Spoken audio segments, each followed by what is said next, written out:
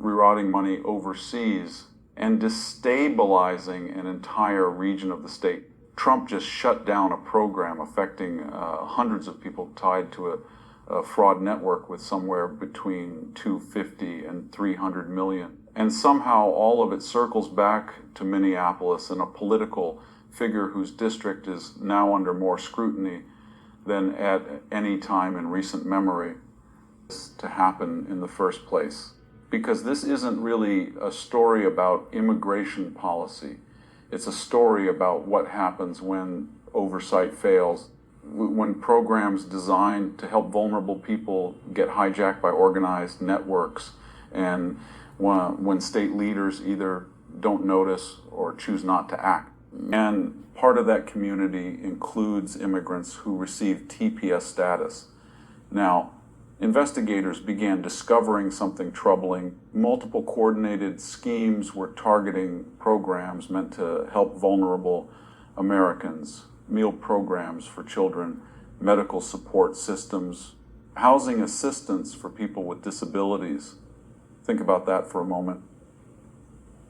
Programs designed to feed hungry kids, programs meant to help people with autism get therapy, programs to keep seniors and people recovering from addiction in stable housing. These aren't abstract government line items.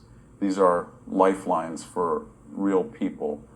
And someone figured out how to game the system to turn compassion into profit. The details of these schemes reveal why the fallout is so massive. Of millions of dollars flowing out of Minnesota, even small percentages add up fast. And you find out that billions, yes, billions over several years have been siphoned off through fraud, not just wasted through inefficiency, but stolen through deliberate schemes. How does that make you feel?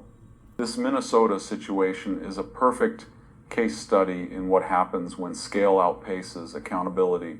With investigators uncovering broader patterns, the focus shifted to the congressional district at the owners who funded various operations. All of this traces back through areas she represents. Some individuals connected to these networks had previously interacted with her campaign or community organizations she supported.